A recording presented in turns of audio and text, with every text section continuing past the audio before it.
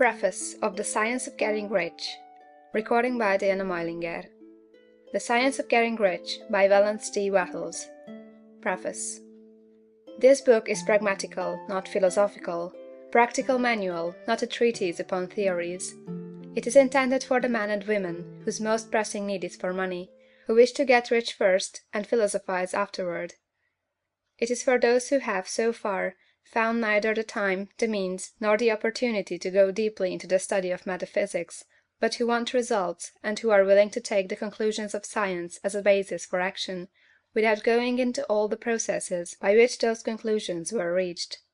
It is expected that the reader will take the fundamental statements upon faith, just as he would take statements concerning a law of electrical action if they were promulgated by a Marconi or an Edison; and, taking the statements upon faith, that he will prove their truth by acting upon them without fear or hesitation.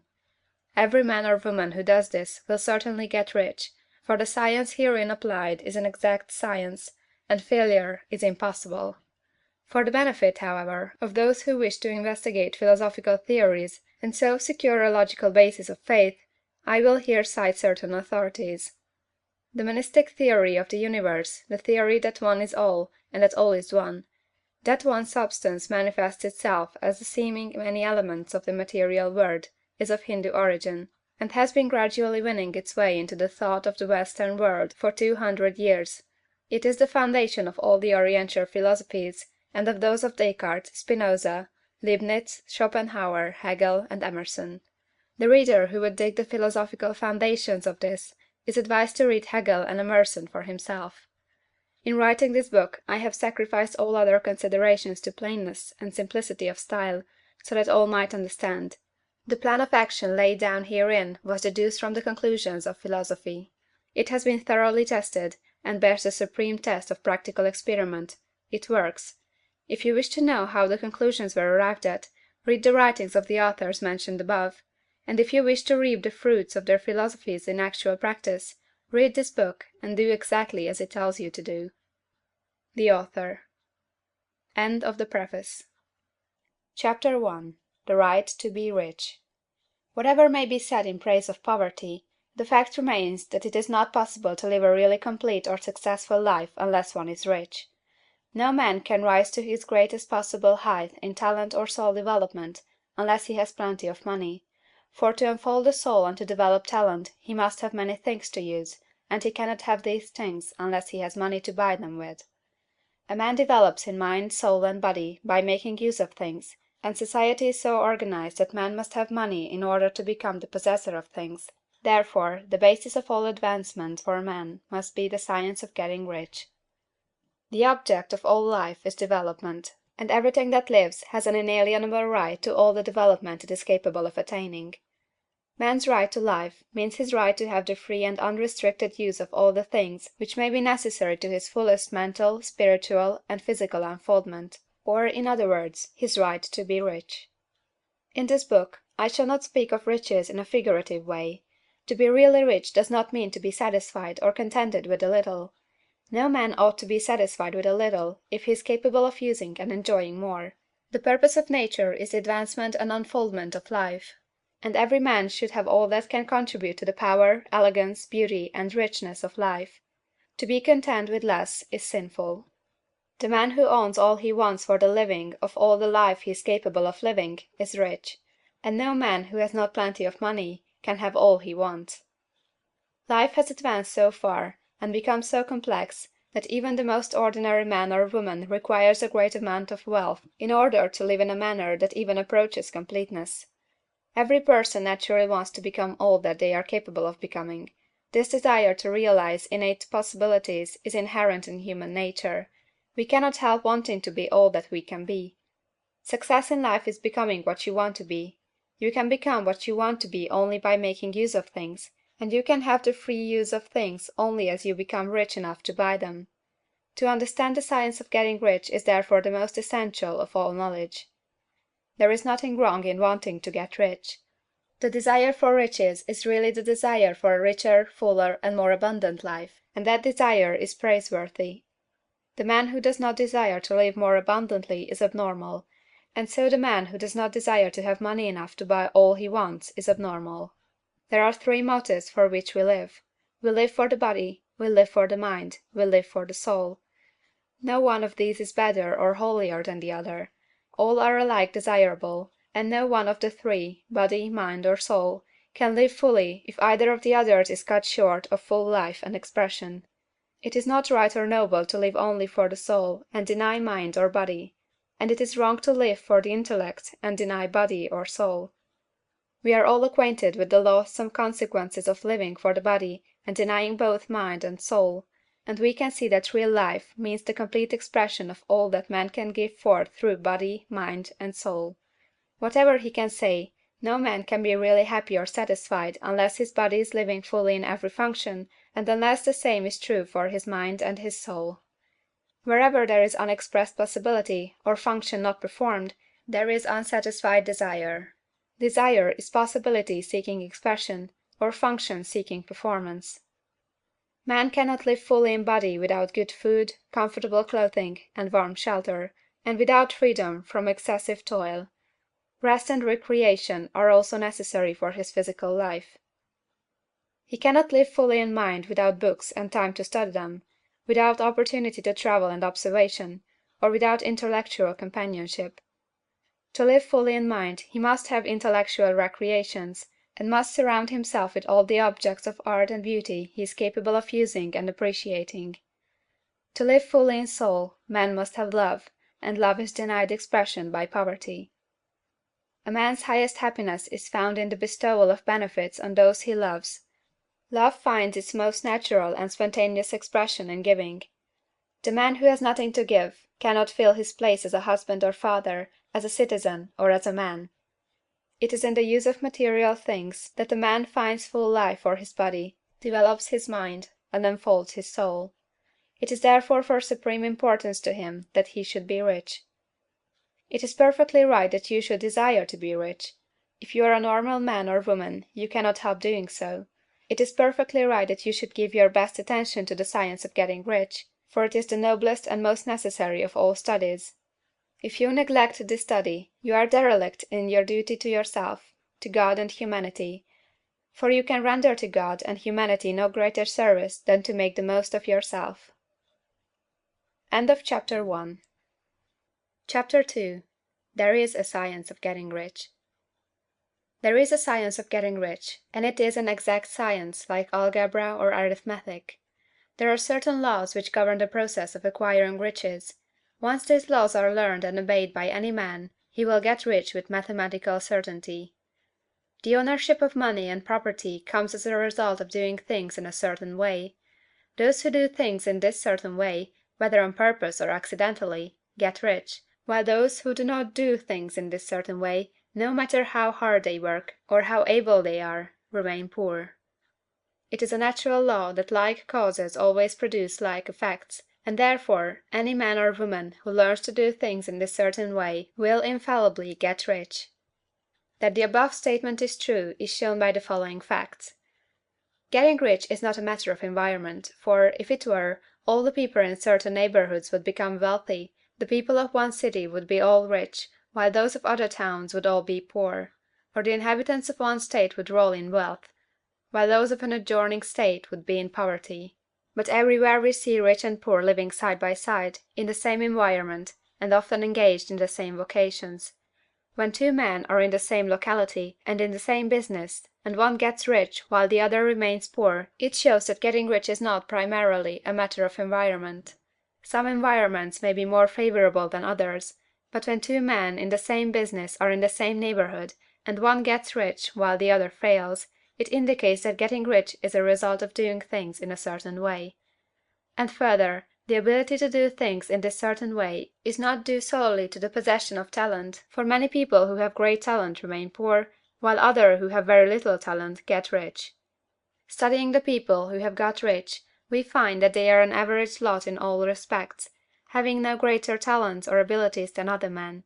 It is evident that they do not get rich because they possess talents or abilities that other men have not, but because they happen to do things in a certain way.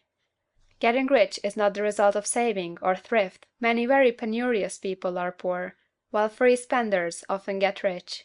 Nor is getting rich due to doing things which others fail to do, for two men in the same business often do almost exactly the same things, and one gets rich while the other remains poor or becomes bankrupt. From all these things, we must come to the conclusion that getting rich is the result of doing things in a certain way. If getting rich is the result of doing things in a certain way, and if like causes always produce like effects, then any man or woman who can do things in that way can become rich, and the whole matter is brought within the domain of exact science. The question arises here, whether this certain way may not be so difficult that only a few may follow it. This cannot be true, as we have seen, so far as natural ability is concerned. Talented people get rich, and blockheads get rich. Intellectually brilliant people get rich, and very stupid people get rich. Physically strong people get rich, and weak and sickly people get rich. Some degree of ability to think and understand is, of course, essential. But in so far natural ability is concerned, any man or woman who has sense enough to read and understand these words can certainly get rich. Also, we have seen that it is not a matter of environment. Location counts for something. One would not go to the heart of the Sahara and expect to do successful business. Getting rich involves the necessity of dealing with men, and of being where there are people to deal with.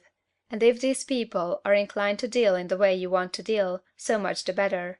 But that is about as far as environment goes. If anybody else in your town can get rich, so can you.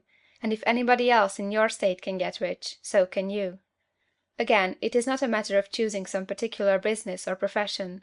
People get rich in every business and in every profession, while their next door neighbors on the same vocation remain in poverty. It is true that you will do best in a business which you like, and which is congenial to you.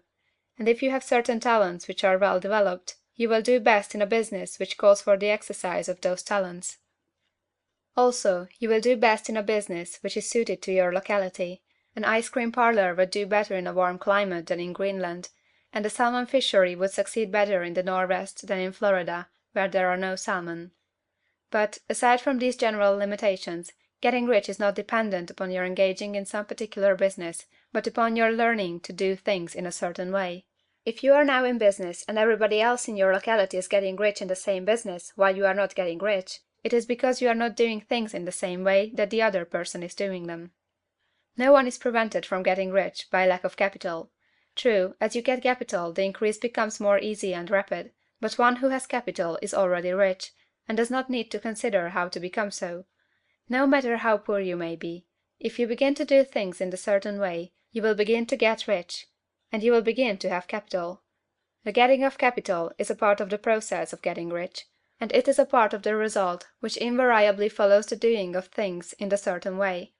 You may be the poorest man on the continent, and be deeply in debt. You may have neither friends, influence, nor resources, but if you begin to do things in this way, you must infallibly begin to get rich, for like causes must produce like effects. If you have no capital, you can get capital. If you are in the wrong business, you can get into the right business. If you are in the wrong location, you can go to the right location, and you can do so by beginning in your present business and in your present location to do things in the certain way which causes success. End of Chapter 2. Chapter 3. Is Opportunity Monopolized? No man is kept poor because opportunity has been taken away from him, because other people have monopolized the wealth and have put a fence around it. You may be shut off from engaging in business in certain lines, but there are other channels open to you. Probably it would be hard for you to get control of any of the great railroad systems. That field is pretty well monopolized. But the electric railway business is still in its infancy, and offers plenty of scope for enterprise, and it will be but a few years until traffic and transportation through the air will become a great industry, and in all its branches will give employment to hundreds of thousands and perhaps to millions of people. Why not turn your attention to the development of aerial transportation, instead of competing with J. Hill and others for a chance in the steam railway world? It is quite true that if you are a workman in the employ of the Steel Trust, you have very little chance of becoming the owner of the plant in which you work. But it is also true that if you will commence the act in a certain way, you can soon leave the employ of the Steel Trust. You can buy a farm of from 10 to 40 acres, and engage in business as a producer of foodstuffs. There is great opportunity at this time for men who will live upon small tracts of land and cultivate the same intensively. Such men will certainly get rich. You may say that it is impossible for you to get the land, but I am going to prove to you that it is not impossible, and that you can certainly get a farm if you will go to work in a certain way. At different periods the tide of opportunity sets in different directions, according to the needs of the whole, and the particular stage of social evolution which has been reached. At present, in America, it is setting toward agriculture and the allied industries and professions. Today, opportunity is open before the factory worker in his line. It is open before the business man who supplies the farmer more than before the one who supplies the factory worker, and before the professional man who waits upon the farmer more than before the one who serves the working class. There is abundance of opportunity for the man who will go with the tide, instead of trying to swim against it. So the factory workers, either as individuals or as a class, are not deprived of opportunity. The workers are not being kept down by their masters. They are not being ground by the trusts and combinations of capital. As a class, they are where they are because they do not do things in a certain way. If the workers of America chose to do so, they could follow the example of their brothers in Belgium and other countries, and establish great department stores and cooperative industries. They could elect men of their own class to office, and pass laws favoring the development of such cooperative industries, and in a few years they could take peaceable possession of the industrial field. The working class may become the master class whenever they will begin to do things in a certain way. The law of wealth is the same for them as it is for all others. This they must learn, and they will remain where they are as long as they continue to do as they do. The individual worker, however, is not held down by the ignorance or the mental slothfulness of his class. He can follow the tide of opportunity to riches, and this book will tell them how. No one is kept in poverty by a shortness in the supply of riches. There is more than enough for all. A palace as large as the Capitol at Washington might be built for every family on earth from the building material in the United States alone, and under intensive cultivation this country would produce wool, cotton, linen, and silk enough to clothe each person in the world finer than Solomon was arrayed in all his glory, together with food enough to feed them all luxuriously. The visible supply is practically inexhaustible, and the invisible supply really is inexhaustible. Everything you see on earth is made from one original substance, out of which all things proceed. New forms are constantly being made, and older ones are dissolving, but all are shapes assumed by one thing. There is no limit to the supply of formless stuff, or original substance. The universe is made out of it, but it was not all used in making the universe. The spaces in, through, and between the forms of the visible universe are permeated and filled with the original substance, with the formless stuff, with the raw material of all things. 10,000 times as much as has been made might still be made, and even then we should not have exhausted the supply of universal raw material. No man, therefore, is poor because nature is poor, or because there is not enough to go round. Nature is an inexhaustible storehouse of riches. The supply will never run short. Original substance is alive with creative energy, and is constantly producing more forms. When the supply of building material is exhausted, more will be produced. When the soil is exhausted, so that foodstuffs and materials for clothing will no longer grow upon it, it will be renewed, or more soil will be made. When all the gold and silver has been dug from the earth, if man is still in such a stage of social development that he needs gold and silver, more will be produced from the formless. The formless stuff responds to the needs of man, it will not let him be without any good thing. This is true of man collectively. The race as a whole is always abundantly rich, and if individuals are poor, it is because they do not follow the certain way of doing things which makes the individual man rich. The formless stuff is intelligent. It is stuff which thinks. It is alive, and is always impelled toward more life. It is the natural and inherent impulse of life to seek to live more. It is the nature of intelligence to enlarge itself, and of consciousness to seek to extend its boundaries and find fuller expression. The universe of forms has been made by formless living substance, throwing itself into form in order to express itself more fully. The universe is a great living presence, always moving inherently toward more life and fuller functioning. Nature is formed for the advancement of life; its impelling motive is the increase of life. For this cause, everything which can possibly minister to life is bountifully provided; there can be no lack unless God is to contradict himself and nullify his own works. You are not kept poor by lack in the supply of riches. It is a fact that I shall demonstrate a little farther on, that even the resources of the formless supply are at the command of the man or woman who will act and think in a certain way. CHAPTER IV. The first principle in the science of getting rich. Thought is the only power which can produce tangible riches from the formless substance. The stuff, from which all things are made, is a substance which thinks, and the thought of form in this substance produces the form. Original substance moves according to its thoughts. Every form and process you see in nature is the visible expression of a thought in original substance. As the formless stuff thinks of a form, it takes that form; as it thinks of a motion, it makes that motion. That is the way all things were created. We live in a thought world, which is part of a thought universe. The thought of a moving universe extended throughout formless substance, and the thinking stuff moving according to that thought took the form of systems of planets, and maintains that form. Thinking substance takes the form of its thought, and moves according to the thought. Holding the idea of a circling system of suns and worlds, it takes the form of these bodies, and moves them as it thinks. Thinking the form of a slow-growing oak tree, it moves accordingly, and produces the tree, though centuries may be required to do the work.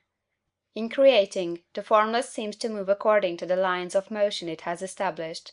The thought of an oak tree does not cause the instant formation of a full-grown tree, but it does start in motion the forces which will produce the tree along established lines of growth. Every thought of form, held in thinking substance, causes the creation of the form, but always, or at least generally, along lines of growth and action already established. The thought of a house of a certain construction, if it were impressed upon formless substance, might not cause the instant formation of the house, but it would cause the turning of creative energies already working in trade and commerce into such channels as to result in the speedy building of the house. And if there were no existing channels through which the creative energy could work, then the house would be formed directly from primal substance, without waiting for the slow processes of the organic and inorganic world. No thought of form can be impressed upon original substance without causing the creation of the form. Man is a thinking centre, and can originate thought. All the forms that man fashions with his hands must first exist in his thought. He cannot shape a thing until he has thought that thing. And so far man has confined his efforts wholly to the work of his hands. He has applied manual labor to the world of forms, seeking to change or modify those already existing. He has never thought of trying to cause the creation of new forms by impressing his thoughts upon formless substance. When man has a thought form, he takes material from the forms of nature, and makes an image of the form which is in his mind. He has so far made little or no effort to cooperate with formless intelligence, to work with the Father. He has not dreamed that he can do what he seeth the Father doing. Man reshapes and modifies existing forms by manual labor. He has given no attention to the question whether he may not produce things from formless substance by communicating his thoughts to it. We propose to prove that he may do so, to prove that any man or woman may do so, and to show how. As our first step, we must lay down three fundamental propositions. First, we assert that there is one original formless stuff, or substance, from which all things are made. All the seemingly many elements are but different presentations of one element. All the many forms found in organic and inorganic nature are but different shapes, made from the same stuff. And this stuff is thinking stuff. A thought held in it produces the form of the thought. Thought, in thinking substance, produces shapes. Man is a thinking centre, capable of original thought. If man can communicate his thought to original thinking substance, he can cause the creation or formation of the thing he thinks about. To summarize this, there is a thinking stuff from which all things are made, and which, in its original state, permeates, penetrates, and fills the interspaces of the universe. A thought, in this substance, produces the thing that is imaged by the thought.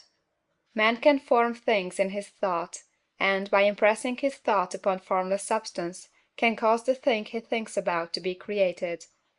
It may be asked if I can prove these statements, and without going into details, I answer that I can do so, both by logic and experience.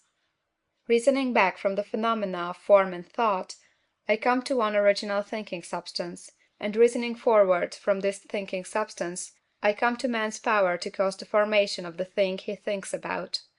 And, by experiment, I find the reasoning true, and this is my strongest proof. If one man who reads this book gets rich by doing what it tells him to do, that is evidence in support of my claim. But if every man who does what it tells him to do gets rich, that is positive proof until someone goes through the process and fails. The theory is true until the process fails, and this process will not fail, for every man who does exactly what this book tells him to do will get rich. I have said that men get rich by doing things in a certain way, and in order to do so, man must become able to think in a certain way. A man's way of doing things is the direct result of the way he thinks about things. To do things in a way you want to do them, you will have to acquire the ability to think the way you want to think. This is the first step toward getting rich. To think what you want to think is to think truth, regardless of appearances. Every man has the natural and inherent power to think what he wants to think, but it requires far more effort to do so than it does to think the thoughts which are suggested by appearances. To think according to appearance is easy. To think truth, regardless of appearances, is laborious, and requires the expenditure of more power than any other work man is called upon to perform. There is no labor from which most people shrink as they do from that of sustained and consecutive thought. It is the hardest work in the world. This is especially true when truth is contrary to appearances. Every appearance in the visible world tends to produce a corresponding form in the mind which observes it, and this can only be prevented by holding the thought of the truth. To look upon the appearance of disease will produce the form of disease in your own mind, and ultimately in your body, unless you hold the thought of the truth, which is that there is no disease, it is only an appearance, and the reality is health. To look upon the appearances of poverty will produce corresponding forms in your own mind, unless you hold to the truth that there is no poverty, there is only abundance. To think health when surrounded by the appearances of disease, or to think riches when in the midst of appearances of poverty, requires power. But he who acquires this power becomes a master mind. He can conquer fate, he can have what he wants. This power can only be acquired by getting hold of the basic fact which is behind all appearances, and that fact is that there is one thinking substance from which and by which all things are made. Then we must grasp the truth that every thought held in this substance becomes a form, and that man can so impress his thoughts upon it as to cause them to take form and become visible things. When we realize this, we lose all doubt and fear, for we know that we can create we want to create, we can get what we want to have, and can become what we want to be. As a first step toward getting rich, you must believe the three fundamental statements given previously in this chapter, and in order to emphasize them, I repeat them here. There is a thinking stuff from which all things are made, and which, in its original state, permeates, penetrates, and fills the interspaces of the universe. A thought, in this substance, produces the thing that is imaged by the thought. Man can form things in his thought, and, by impressing his thought upon formless substance, can cause the thing he thinks about to be created. You must lay aside all other concepts of the universe than this monistic one, and you must dwell upon this until it is fixed in your mind, and has become your habitual thought. Read these creed statements over and over again, fix every word upon your memory, and meditate upon them until you firmly believe what they say. If a doubt comes to you, cast it aside as a sin. Do not listen to arguments against this idea. Do not go to churches or lectures where a contrary concept of things is taught or preached. Do not read magazines or books which teach a different idea. If you get mixed up in your faith, all your efforts will be in vain. Do not ask why these things are true, nor speculate as to how they can be true. Simply take them on trust. The science of getting rich begins with the absolute acceptance of this faith. End of Chapter 4. Chapter 5. Increasing Life. You must get rid of the last vestige of the old idea that there is a Deity whose will it is that you should be poor, or whose purposes may be served by keeping you in poverty. The intelligent substance which is all, and in all, and which lives in all, and lives in you, is a consciously living substance. Being a consciously living substance, it must have the nature and inherent desire of every living intelligence for increase of life. Every living thing must continually seek for the enlargement of its life, because life, in the mere act of living, must increase itself. A seed, dropped into the ground, springs into activity, and in the act of living produces 100 more seeds. Life, by living, multiplies itself. It is forever becoming more. It must do so if it continues to be at all. Intelligence is under the same necessity for continuous increase. Every thought we think makes it necessary for us to think another thought. Consciousness is continually expanding. Every fact we learn leads us to the learning of another fact. Knowledge is continually increasing. Every talent we cultivate brings to the mind the desire to cultivate another talent.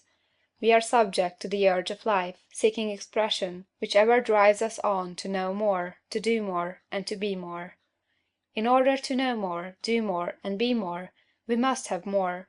We must have things to use, for we learn, and do, and become, only by using things. We must get rich, so that we can live more. The desire for riches is simply the capacity for larger life seeking fulfillment. Every desire is the effort of an unexpressed possibility to come into action. It is power seeking to manifest which causes desire. That which makes you want more money is the same as that which makes the plant grow. It is life, seeking fuller expression. The one living substance must be subject to this inherent law of all life. It is permeated with the desire to live more. That is why it is under the necessity of creating things. The one substance desires to live more in you, hence it wants you to have all the things you can use. It is the desire of God that you should get rich. He wants you to get rich, because he can express himself better through you if you have plenty of things to use in giving him expression. He can live more in you if you have unlimited command of the means of life. The universe desires you to have everything you want to have. Nature is friendly to your plans. Everything is naturally for you. Make up your mind that this is true. It is essential, however, that your purpose should harmonize with the purpose that is in all. You must want real life, not mere pleasure of sensual gratification. Life is the performance of function, and the individual really lives only when he performs every function, physical, mental, and spiritual, of which he is capable, without excess in any. You do not want to get rich in order to live swinishly, for the gratification of animal desires. That is not life. But the performance of every physical function is a part of life, and no one lives completely who denies the impulses of the body a normal and healthful expression. You do not want to get rich solely to enjoy mental pleasures, to get knowledge, to gratify ambition, to outshine others, to be famous. All these are a legitimate part of life, but the man who lives for the pleasures of the intellect alone will only have a partial life, and he will never be satisfied with his lot. You do not want to get rich solely for the good of others, to lose yourself for the salvation of mankind, to experience the joys of philanthropy and sacrifice. The joys of the soul are only a part of life, and they are no better nor nobler than any other part. You want to get rich in order that you may eat, drink, and be merry when it is time to do these things, in order that you may surround yourself with beautiful things, see distant lands, feed your mind, and develop your intellect, in order that you may love men and do kind things, and be able to play a good part in helping the world to find truth. But remember that extreme altruism is no better nor nobler than extreme selfishness. Both are mistakes. Get rid of the idea that God wants you to sacrifice yourself for others, and that you can secure his favor by doing so. God requires nothing of the kind. What he wants you is that you should make the most of yourself, for yourself, and for others. and you can help others more by making the most of yourself than in any other way. You can make the most of yourself only by getting rich, so it is right and praiseworthy that you should give your first and best thought to the work of acquiring wealth. Remember, however, that the desire of substance is for all, and its movements must be for more life to all. It cannot be made to work for less life to any, because it is equally in all, seeking riches and life. Intelligent substance will make things for you, but it will not take things away from some one else and give them to you. You must get rid of the thought of competition. You are to create, not to compete for what is already created. You do not have to take anything from anyone. You do not have to drive sharp bargains. You do not have to cheat, or to take advantage. You do not need to let any man work for you for less than he earns. You do not have to covet the property of others, or to look at it with wistful eyes. No man has anything of which you cannot have the like, and that without taking what he has away from him. You are to become a creator, not a competitor. You are going to get what you want, but in such a way that when you get it every other man will have more than he has now. I am aware that there are men who get a vast amount of money by proceeding in direct opposition to the statements in the paragraph above, and may add a word of explanation here. Men of the plutocratic type, who become very rich, do so sometimes purely by their extraordinary ability on the plane of competition, and sometimes they unconsciously relate themselves to substance in its great purposes and movements for the general racial upbuilding through industrial evolution. Rockefeller, Carnegie, Morgan, and others have been the unconscious agents of the supreme in the necessary work of systematizing and organizing productive industry, and in the end their work will contribute immensely toward increased life for all. Their day is nearly over. They have organized production, and will soon be succeeded by the agents of the multitude who will organize the machinery of distribution. The multimillionaires are like the monster reptiles of the prehistoric eras. They play a necessary part in the evolutionary process, but the same power which produced them will dispose of them. And it is well to bear in mind that they have never been really rich. A record of the private lives of most of this class will show that they have really been the most abject and wretched of the poor. Riches secured on the competitive plane are never satisfactory and permanent. They are yours today and another's tomorrow. Remember, if you are to become rich in a scientific and certain way, you must rise entirely out of the competitive thought. You must never think for a moment that the supply is limited. Just as soon as you begin to think that all the money is being cornered and controlled by bankers and others, and that you must exert yourself to get laws passed to stop this process and so on, in that moment you drop into the competitive mind, and your power to cause creation is gone for the time being, and what is worse, you will probably arrest the creative movements you have already instituted. Know that there are countless millions of dollars worth of gold in the mountains of the earth, not yet brought to light, and know that if there were not, more would be created from thinking substance to supply your needs. Know that the money you need will come, even if it is necessary for 1,000 men to be led to the discovery of new gold mines tomorrow. Never look at the visible supply, look always at the limitless riches in formless substance, and know that they are coming to you as fast as you can receive and use them. Nobody, by cornering the visible supply, can prevent you from getting what is yours. So never allow yourself to think for an instant that all the best building spots will be taken before you get ready to build your house, unless you hurry. Never worry about the trusts and combines, and get anxious for fear they will soon come to own the whole earth. Never get afraid that you will lose what you want because some other person beats you to it. That cannot possibly happen. You are not seeking anything that is possessed by anybody else. You are causing what you want to be created from formless substance, and the supply is without limits. Stick to the formulated statement. There is a thinking stuff from which all things are made, and which, in its original state, permeates, penetrates, and fills the interspaces of the universe. A thought, in this substance, produces the thing that is imaged by the thought. Man can form things in his thought, and, by impressing his thought upon formless substance, can cause the thing he thinks about to be created. End of Chapter 5. Chapter 6. How Riches Come to You. When I say that you do not have to drive sharp bargains, I do not mean that you do not have to drive any bargains at all. or that you are above the necessity for having any dealings with your fellow men. I mean that you will not need to deal with them unfairly. You do not have to get something for nothing, but can give to every man more than you take from him. You cannot give every man more in cash market value than you take from him, but you can give him more in use value than the cash value of the thing you take from him. The paper, ink, and other material in this book may not be worth the money you pay for it, but if the ideas suggested in it bring you thousands of dollars, you have not been wronged by those who sold it to you. They have given you a great use value for a small cash value. Let us suppose that I own a picture by one of the greatest artists, which, in any civilized community, is worth thousands of dollars. I take it to Baffin Bay, and by salesmanship induce an Eskimo to give a bundle of furs worth $500 for it. I have really wronged him, for he has no use for the picture. It has no use value to him. It will not add to his life. But suppose I give him a gun, worth $50 for his furs. Then he has made a good bargain. He has use for the gun. It will get him many more furs and much food. It will add to his life in every day. It will make him rich.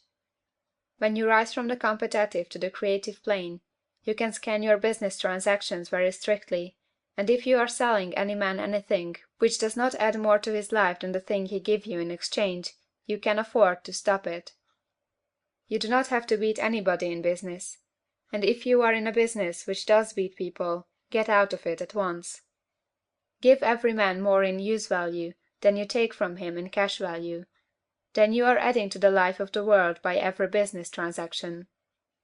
If you have people working for you, you must take from them more cash value than you pay them in wages. But you can so organize your business that it will be filled with the principle of advancement, and so that each employee who wishes to do so may advance a little every day. You can make your business do for your employees what this book is doing for you. You can so conduct your business that it will be a sort of ladder, by which every employee who will take the trouble may climb to riches himself, and given the opportunity, if he will not do so, it is not your fault. And finally, because you are to cause the creation of your riches from formless substance which permeates all your environment, it does not follow that they are to take shape from the atmosphere and come into being before your eyes. If you want a sewing machine, for instance, I do not mean to tell you that you are to impress the thought of a sewing machine on thinking substance until the machine is formed without hands, in the room where you sit or elsewhere. But if you want a sewing machine, hold the mental image of it with the most positive certainty that it is being made, or is on its way to you.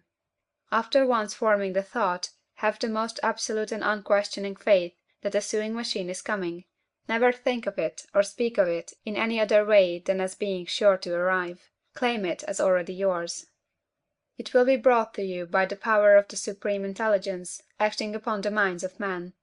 If you live in Maine, it may be that a man will be brought from Texas or Japan to engage in some transaction which will result in your getting what you want. If so, the whole matter will be as much to that man's advantage as it is to yours. Do not forget for a moment that the thinking substance is through all, in all, communicating with all, and can influence all. The desire of thinking substance for fuller life and better living has caused the creation of all the sewing machines already made, and it can cause the creation of millions more, and will, whenever men set it in motion by desire and faith, and by acting in a certain way. You can certainly have a sewing machine in your house, and it is just as certain that you can have any other thing or things which you want, and which you will use for the advancement of your own life and the lives of others. You need not hesitate about asking largely. It is your Father's pleasure to give you the kingdom, said Jesus. Original substance wants to live all that is possible in you, and wants you to have all that you can or will use for the living of the most abundant life. If you fix upon your consciousness the fact that the desire you feel for the possession of riches is one with the desire of omnipotence for more complete expression, your faith becomes invincible. Once I saw a little boy sitting at a piano and vainly trying to bring harmony out of the keys, and I saw that he was grieved and provoked by his inability to play real music. I asked him the cause of this vexation, and he answered, "I can feel the music in me, but I can't make my hands go right." The music in him was the urge of original substance, containing all the possibilities of all life. All that there is of music was seeking expression through the child. God, the one substance, is trying to live and do and enjoy things through humanity. He is saying, I want hands to build wonderful structures, to play divine harmonies, to paint glorious pictures. I want feet to run my errands, eyes to see my beauties, tongues to tell mighty truths, and to sing marvelous songs, and so on. All that there is of possibility is seeking expression through man.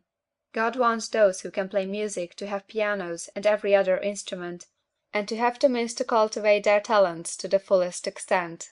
He wants those who can appreciate beauty to be able to surround themselves with beautiful things. He wants those who can discern the truth to have every opportunity to travel and observe. He wants those who can appreciate dress to be beautifully clothed, and those who can appreciate good food to be luxuriously fed. He wants all these things, because it is himself that enjoys and appreciates them. It is God who wants to play, and sing, and enjoy beauty, and proclaim truth, and wear fine clothes, and eat good foods. It is God that worketh in you to will and to do, said Paul. The desire you feel for riches is the infinite seeking to express himself in you, as he sought to find expression in the little boy at the piano. So you need not hesitate to ask largely. Your part is to focalize and express the desire to God. This is a difficult point with most people. They retain something of the old idea that poverty and self-sacrifice are pleasing to God. They look upon poverty as a part of the plan, a necessity of nature. They have the idea that God has finished his work, and made all that he can make, and that the majority of men must stay poor, because there is not enough to go around. They hold so much to this erroneous thought that they feel ashamed to ask for wealth. They try not to want more than a very modest competence, just enough to make them fairly comfortable. I recall now a case of one student who was told that he must get in mind a clear picture of the things he desired, so that the creative thought of them might be impressed on formless substance.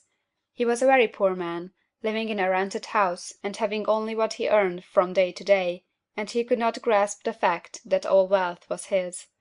So, after thinking the matter over, he decided that he might reasonably ask for a new rug on the floor of his best room and an anthracite coal stove to heat the house during the cold winter. Following the instructions given in this book, he obtained these things in a few months, and then it dawned upon him that he had not asked enough. He went through the house in which he lived, and planned all the improvements he would like to make in it.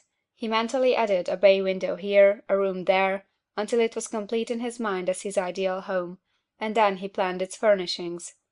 Holding the whole picture in his mind, he began living in the certain way, and moving toward what he wanted, and he owns the house now, and is rebuilding it after the form of his mental image, and now, with still larger faith, he is going on to get greater things.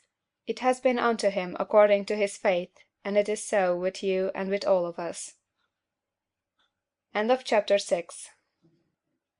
Chapter 7. Gratitude. The illustrations given in the last chapter will have conveyed to the reader the fact that the first step toward getting rich is to convey the idea of your wants to the formless substance. This is true, and you will see that in order to do so, it becomes necessary to relate yourself to the formless intelligence in a harmonious way.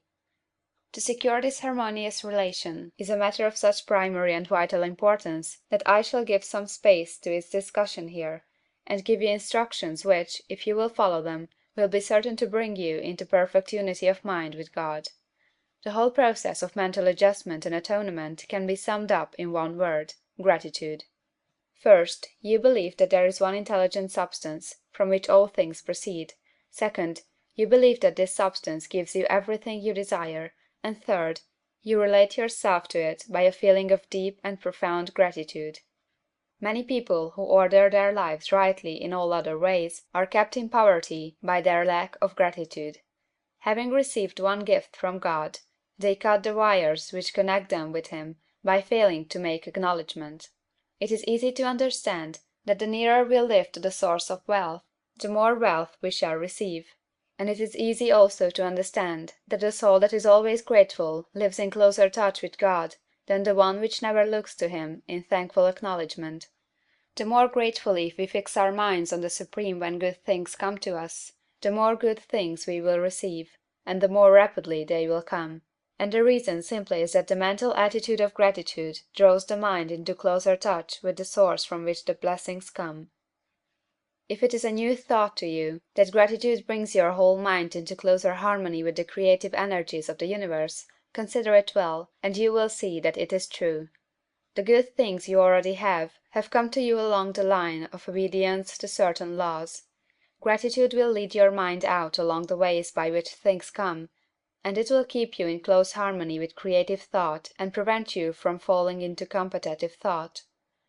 Gratitude alone can keep you looking toward the all, and prevent you from falling into the error of thinking of the supply as limited, and to do that would be fatal to your hopes. There is a law of gratitude, and it is absolutely necessary that you should observe the law, if you are to get the results you seek. The law of gratitude is the natural principle that action and reaction are always equal, and in opposite directions.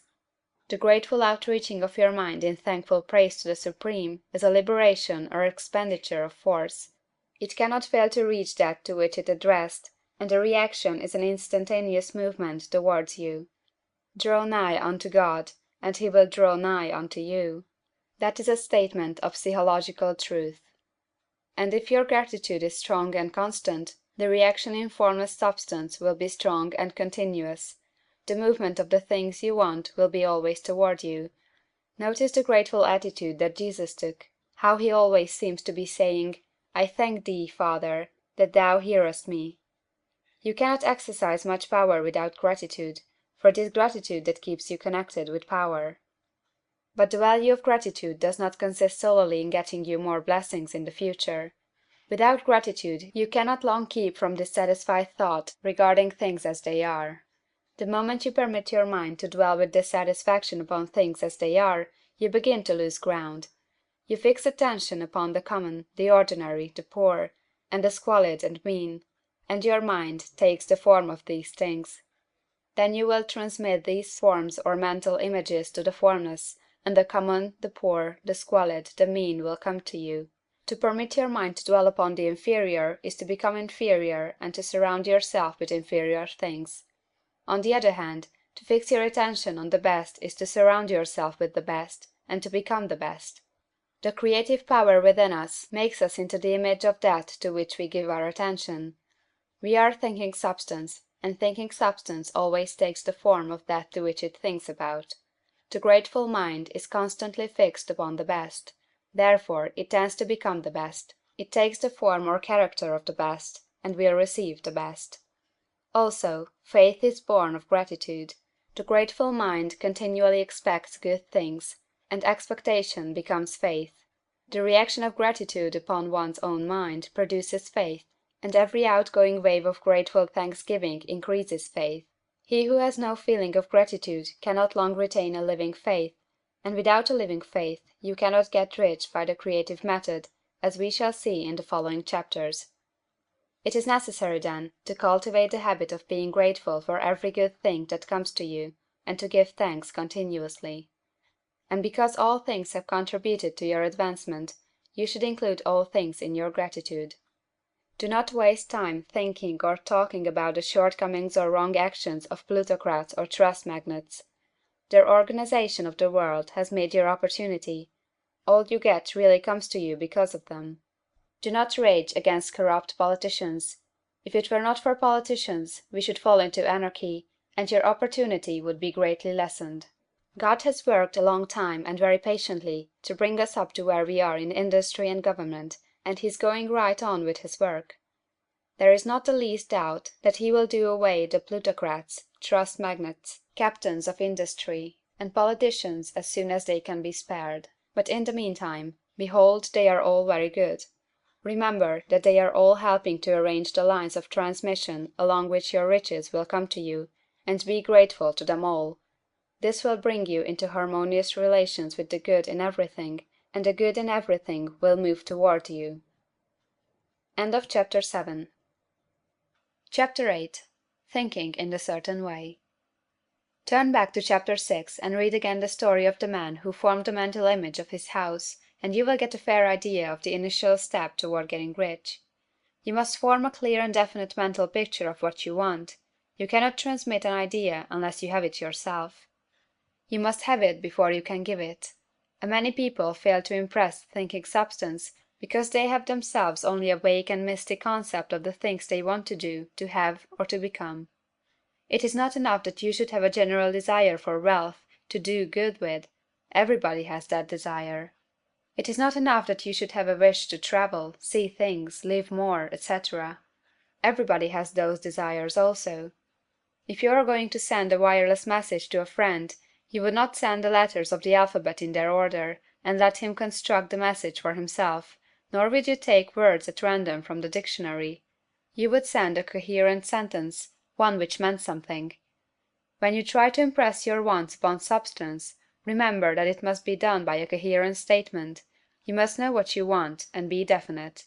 You can never get rich or start the creative power into action by sending out unformed longings and vague desires.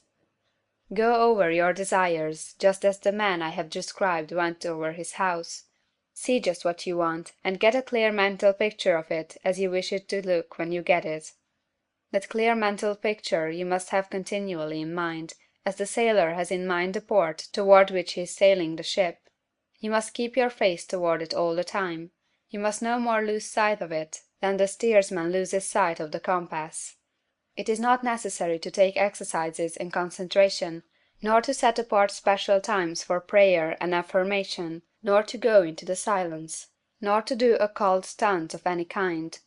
These things are well enough, but all you need is to know what you want, and to want it badly enough so that it will stay in your thoughts. Spend as much your leisure time as you can in contemplating your picture, but no one needs to take exercises to concentrate his mind on a thing he really wants. It is the things you do not really care about which require effort to fix your attention upon them. And unless you really want to get rich, so that the desire is strong enough to hold your thoughts directed to the purpose as the magnetic pole holds the needle of the compass, it will hardly be worth while for you to try to carry out the instructions given in this book. The methods herein set forth are for people whose desire for riches is strong enough to overcome mental laziness and the love of ease, and make them work. The more clear and definite you make your picture then, and the more you dwell upon it, bringing out all its delightful details, the stronger your desire will be, and the stronger your desire, the easier it will be to hold your mind fixed upon the picture of what you want. Something more is necessary, however, than merely to see the picture clearly. If that is all you do, you are only a dreamer, and will have little or no power for accomplishment. Behind your clear vision must be the purpose to realize it, to bring it out in tangible expression. And behind this purpose must be an invincible and unwavering faith that the thing is already yours, that it is at hand, and you have only to take possession of it. Live in the new house mentally until it takes form around you physically. In the mental realm, enter at once into full enjoyment of the things you want. Whatsoever things ye ask for when ye pray, believe that ye receive them, and ye shall have them, said Jesus. See the things you want as if they were actually around you all the time. See yourself as owning and using them. Make use of them in imagination just as you will use them when they are your tangible possessions. Dwell upon your mental picture until it is clear and distinct, and then take the mental attitude of ownership toward everything in that picture. Take possession of it, in mind, in the full faith that it is actually yours. Hold to this mental ownership. Do not waver for an instant in the faith that it is real. And remember what was said in the preceding chapter about gratitude. Be as thankful for it all the time as you expect it to be when it has taken form. The man who can sincerely thank God for the things which as yet he owns only in imagination, has real faith. He will get rich. He will cause the creation of whatsoever he wants. You do not need to pray repeatedly for things you want. It is not necessary to tell God about it every day. Use not vain repetitions as the heathen do, said Jesus to his pupils, for your Father knoweth that ye have need of these things before ye ask him. Your part is to intelligently formulate your desire for the things which make for a larger life, and to get these desire arranged into a coherent whole, and then to impress this whole desire upon the formless substance, which has the power and the will to bring you what you want. You do not make this impression by repeating strings of words. You make it by holding the vision with unshakable purpose to attain it, and with steadfast faith that you do attain it. The answer to prayer is not according to your faith while you are talking, but according to your faith while you are working. You cannot impress the mind of God by having a special Sabbath day set apart to tell him what you want, and of forgetting him during the rest of the week. You cannot impress him by having special hours to go into your closet and pray, if you then dismiss the matter from your mind until the hour of prayer comes again. Oral prayer is well enough, and has its effect, especially upon yourself, in clarifying your vision and strengthening your faith. But it is not your oral petitions which get you what you want. In order to get rich, you do not need a sweet hour of prayer, you need to pray without ceasing. And by prayer I mean holding steadily to your vision, with the purpose to cause its creation into solid form, and the faith that you are doing so. Believe that ye receive them. The whole matter turns on receiving, once you have clearly formed your vision. When you have formed it, it is well to make an oral statement, addressing the Supreme in reverent prayer, and from that moment you must, in mind, receive what you ask for. Live in the new house, wear the fine clothes, ride in the automobile, go on the journey, and confidently plan for greater journeys. Think and speak of all the things you have asked for in terms of actual present ownership. Imagine an environment and a financial condition exactly as you want them, and live all the time in that imaginary environment and financial condition. Mind, however, that you do not do this as a mere dreamer or castle builder. Hold to the faith that the imaginary is being realized, and to the purpose to realize it. Remember that it is faith and purpose in the use of the imagination which makes the difference between the scientist and the dreamer. And having learned this fact, it is here that you must learn the proper use of the will. End of Chapter 8. Chapter 9. How to use the will. To set about getting rich in a scientific way, you do not try to apply your willpower to anything outside of yourself. You have no right to do so, anyway. It is wrong to apply your will to other men and women in order to get them do what you wish done. It is as flagrantly wrong to coerce people by mental power as it is to coerce them by physical power. If compelling people by physical force to do things for you reduces them to slavery, compelling them by mental means accomplishes exactly the same thing. The only difference is in methods. If taking things from people by physical force is robbery, then taking things by mental force is robbery also. There is no difference in principle. You have no right to use your willpower upon another person, even for his own good, for you do not know what is for his good. The science of getting rich does not require you to apply power or force to any other person, in any way whatsoever. There is not the slightest necessity for doing so. Indeed, any attempt to use your will upon others will only tend to defeat your purpose. You do not need to apply your will to things in order to compel them to come to you. That would simply be trying to coerce God, and would be foolish and useless, as well as irreverent. You do not have to compel God to give you good things, any more than you have to use your willpower to make the sun rise. You do not have to use your willpower to conquer an unfriendly deity, or to make stubborn and rebellious forces do your bidding. Substance is friendly to you, and is more anxious to give you what you want than you are to get it. To get rich, you need only to use your willpower upon yourself. When you know what to think or do, then you must use your will to compel yourself to think and do the right things. That is the legitimate use of the will in getting what you want, to use it in holding yourself to the right course. Use your will to keep yourself thinking and acting in a certain way. Do not try to project your will, or your thoughts, or your mind out into space, to act on things or people. Keep your mind at home. It can accomplish more there than elsewhere.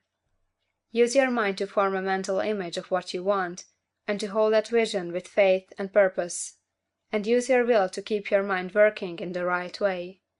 The more steady and continuous your faith and purpose, the more rapidly you will get rich, because you will make only positive impressions upon substance, and you will not neutralize or offset them by negative impressions. The picture of your desires, held with faith and purpose, is taken up by the Formless, and permits it to great distances throughout the universe for all I know. As this impression spreads, all things are set moving toward its realization.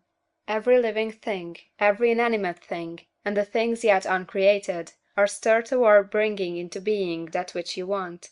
All force begins to be exerted in that direction, all things begin to move toward you. The minds of people, everywhere, are influenced toward doing the things necessary to the fulfilling of your desires, and they work for you unconsciously. But you can check all this by starting a negative impression in the formless substance. Doubt or unbelief is as certain to start a movement away from you as faith and purpose are to start one toward you. It is by not understanding this that most people who try to make use of mental science in getting rich make their failure. Every hour and moment you spend in giving heed to doubts and fears, every hour you spend in worry, every hour in which your soul is possessed by unbelief, sets a current away from you in the whole domain of intelligent substance. All the promises are unto them that believe, and unto them only. Notice how insistent Jesus was upon his point of belief, and now you know the reason why.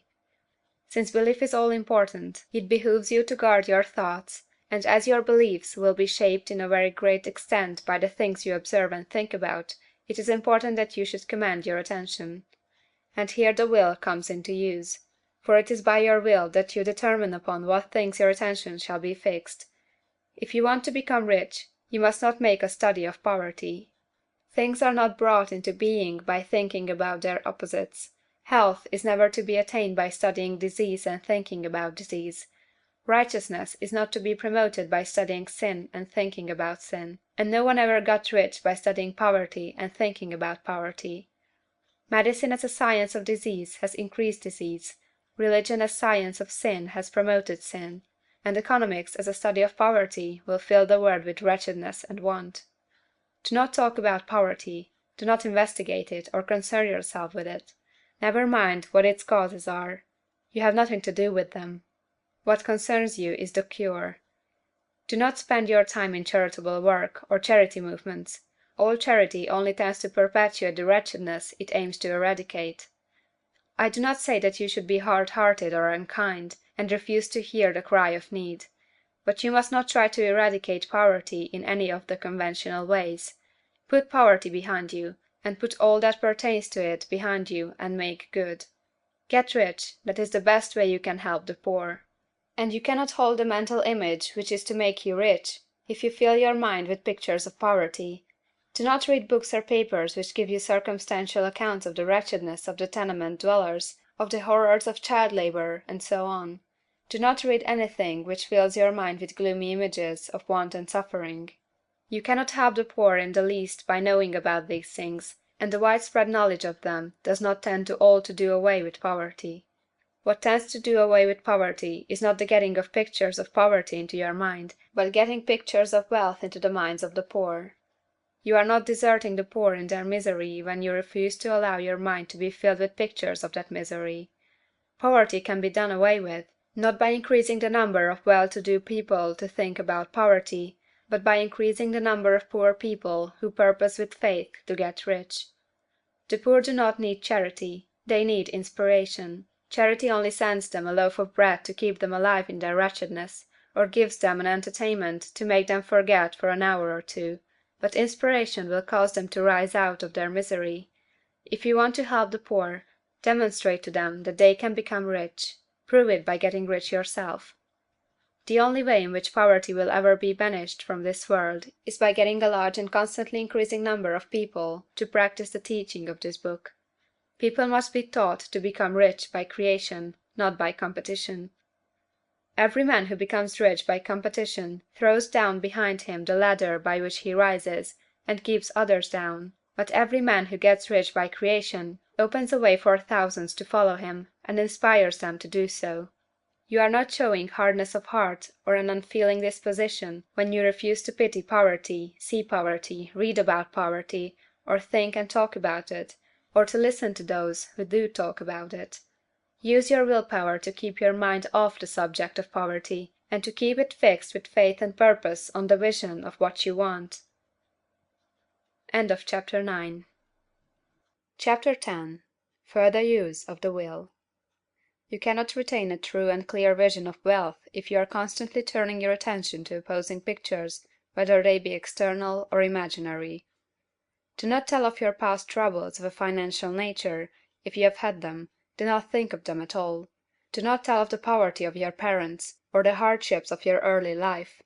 To do any of these things is to mentally class yourself with the poor for the time being, and it will certainly check the movement of things in your direction. Let the dead bury their dead, as Jesus said. Put poverty and all things that pertain to poverty completely behind you. You have accepted a certain theory of the universe as being correct, and are resting all your hopes of happiness on its being correct, and what can you gain by giving heed to conflicting theories? Do not read religious books which tell you that the world is soon coming to an end, and do not read the writing of muckrakers and pessimistic philosophers who tell you that it is going to the devil. The world is not going to the devil, it is going to God. It is wonderful becoming. True, there may be a good many things in existing conditions which are disagreeable, but what is the use of studying them when they are certainly passing away, and when the study of them only tends to check their passing and keep them with us? Why give time and attention to things which are being removed by evolutionary growth, when you can hasten their removal only by promoting the evolutionary growth as far as your part of it goes? No matter how horrible in seeming may be the conditions in certain countries, sections, or places, you waste your time and destroy your own chances by considering them. You should interest yourself in the world's becoming rich. Think of the riches the world is coming into, instead of the poverty it is growing out of. And bear in mind that the only way in which you can assist the world in growing rich is by growing rich yourself through the creative method, not the competitive one. Give your attention wholly to the riches. Ignore poverty. Whenever you think or speak of those who are poor, think and speak of them as those who are becoming rich, as those who are to be congratulated rather than pitied. Then they and others will catch the inspiration, and begin to search for the way out. Because I say that you are to give your whole time and mind and thought to riches, it does not follow that you are to be sordid or mean. To become really rich is the noblest aim you can have in life, for it includes everything else. On the competitive plane, the struggle to get rich is a godless scramble for power over other men, but when we come into the creative mind, all this is changed. All that is possible in the way of greatness and soul unfoldment, of service and lofty endeavor, comes by way of getting rich. All is made possible by the use of things. If you lack for physical health, you will find that the attainment of it is conditional on your getting rich. Only those who are emancipated from financial worry and who have the means to live a carefree existence and follow hygienic practices can have and retain health. Moral and spiritual greatness is possible only to those who are above the competitive battle of existence, and only those who are becoming rich on the plane of creative thought are free from the degrading influences of competition. If your heart is set on domestic happiness, remember that love flourishes best where there is refinement, a high level of thought, and freedom from corrupting influences, and these are to be found only where riches are attained by the exercise of creative thought, without strife or rivalry. You can aim at nothing so great or noble, I repeat, as to become rich, and you must fix your attention upon your mental picture of riches to the exclusion of all that may tend to dim or obscure the vision. You must learn to see the underlying truth in all things. You must see beneath all seemingly wrong conditions the great one life ever moving forward toward fuller expression and more complete happiness. It is the truth that there is no such thing as poverty, that there is only wealth. Some people remain in poverty because they are ignorant of the fact that there is wealth for them, and these can be best taught by showing them the way of affluence in your own person and practice. Others are poor because, while they feel that there is a way out, they are too intellectually indolent to put forth the mental effort necessary to find that way and by travel it, and for these the very best thing you can do is to arouse their desire by showing them the happiness that comes from being rightly rich. Others still are poor because, while they have some notion of science, they have become so swamped and lost in the maze of metaphysical and occult theories that they do not know which road to take. They try a mixture of many systems and fail in all. For these again the very best thing to do is to show the right way in your own person and practice. An ounce of doing things is worth a pound of theorizing. The very best thing you can do for the whole world is to make the most of yourself. You can serve God and man in no more effective way than by getting rich, that is, if you get rich by the creative method and not by the competitive one. Another thing, we assert that this book gives in detail the principles of the science of getting rich, and if that is true, you do not need to read any other book upon the subject. This may sound narrow and egoistical, but consider, there is no more scientific method of computation in mathematics than by addition, subtraction, multiplication, and division. No other method is possible.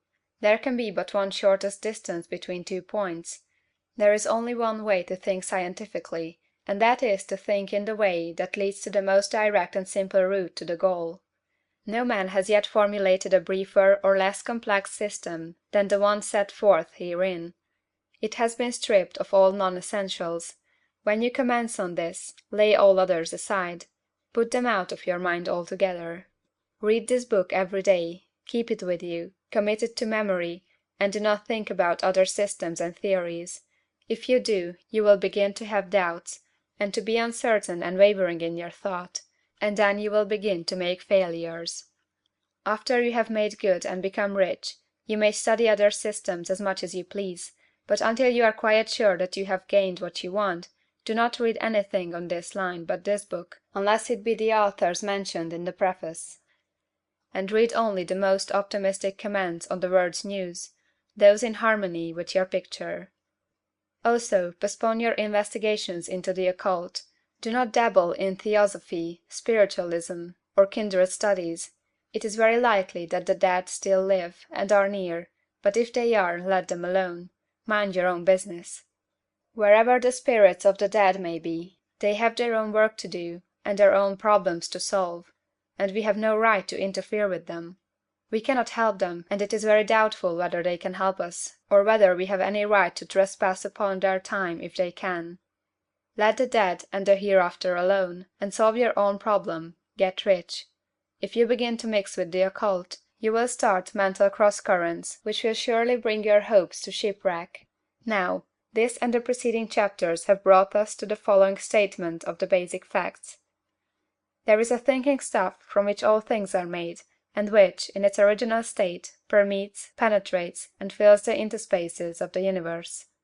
A thought, in this substance, produces the thing that is imaged by the thought.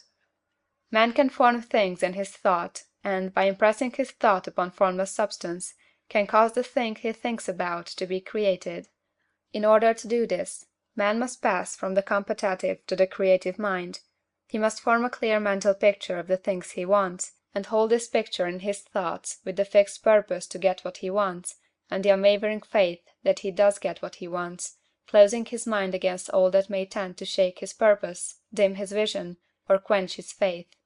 And in addition to all this, we shall now see that he must live and act in a certain way. End of Chapter 10. Chapter 11. Acting in a certain way. Thought is the creative power, or the impelling force which causes the creative power to act. Thinking in a certain way will bring riches to you, but you must not rely upon thought alone, paying no attention to personal action. That is the rock upon which many otherwise scientific metaphysical thinkers meet shipwreck, the failure to connect thought with personal action. We have not yet reached the stage of development, even supposing such a stage to be possible, in which man can create directly from formless substance without nature's processes or the work of human hands. Man must not only think, but his personal action must supplement his thought. By thought, you can cause the gold in the hearts of the mountains to be impelled toward you, but it will not mine itself, refine itself, coin itself into double eagles, and come rolling along the roads seeking its way into your pocket. Under the impelling power of the Supreme Spirit, man's affairs will be so ordered that some one will be led to mine the gold for you. Other men's business transactions will be so directed that the gold will be brought toward you, and you must so arrange your own business affairs that you may be able to receive it when it comes to you. Your thought makes all things, animate and inanimate, work to bring you what you want, but your personal activity must be such that you can rightly receive what you want when it reaches you. You are not to take it as charity, nor to steal it. You must give every man more in use value than he gives you in cash value. The scientific use of thought consists in forming a clear and distinct mental image of what you want, in holding fast to the purpose to get what you want, and in realizing with grateful faith that you do get what you want. Do not try to project your thought in any mysterious or occult way, with the idea of having it go out and do things for you. That is wasted effort, and will weaken your power to think with sanity. The action of thought in getting rich is fully explained in the preceding chapters. Your faith and purpose positively impress your vision upon formless substance, which has the same desire for more life that you have; and this vision, received from you, sets all the creative forces at work in and through their regular channels of action, but directed toward you. It is not your part to guide or supervise the creative process. All you have to do with that is to retain your vision, stick to your purpose, and maintain your faith and gratitude. But you must act in a certain way, so that you can appropriate what is yours when it comes to you, so that you can meet the things you have in your picture, and put them in their proper places as they arrive. You can really see the truth of this. When things reach you, they will be in the hands of other men, who will ask an equivalent for them. And you can only get what is yours by giving the other man what is his. Your pocketbook is not going to be transformed into a Fortunatus purse, which shall be always full of money without effort on your part. This is a crucial point in the science of getting rich. Right here, when thought and personal action must be combined, there are very many people who, consciously or unconsciously, set the creative forces in action by the strength and persistence of their desires, but who remain poor because they do not provide for the reception of the thing they want when it comes. By thought, the thing you want is brought to you; by action, you receive it. Whatever your action is to be, it is evident that you must act now. You cannot act in the past, and it is essential to the clearness of your mental vision that you dismiss the past from your mind. You cannot act in the future, for the future is not here yet. And you cannot tell how you will want to act in any future contingency until that contingency has arrived. Because you are not in the right business or the right environment now, do not think that you must postpone action until you get into the right business or environment. And do not spend time in the present taking thought as to the best course in possible future emergencies. Have faith in your ability to meet any emergency when it arrives. If you act in the present with your mind on the future, your present action will be with a divided mind and will not be effective. Put your whole mind into present action. Do not give your creative impulse to original substance, and then sit down and wait for results.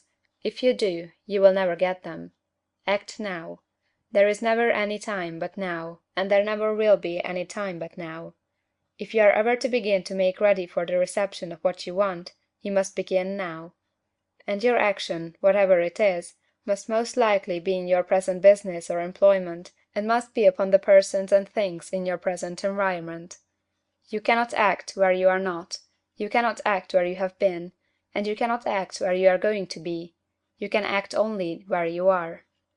Do not bother as to whether yesterday's work was well done or ill done. Do today's work well. Do not try to do tomorrow's work now. There will be plenty of time to do that when you get to it. Do not try, by occult or mystical means, to act on people or things that are out of your reach. Do not wait for a change of environment before you act. Get a change of environment by action. You can so act upon the environment in which you are now as to cause yourself to be transferred to a better environment. Hold with faith and purpose the vision of yourself in the better environment, but act upon your present environment with all your heart, and with all your strength, and with all your mind. Do not spend any time in day dreaming or castle building. Hold to the one vision of what you want, and act now. Do not cast about seeking some new thing to do, or some strange, unusual, or remarkable action to perform as a first step toward getting rich. It is probable that your actions, at least for some time to come, will be those you have been performing for some time past.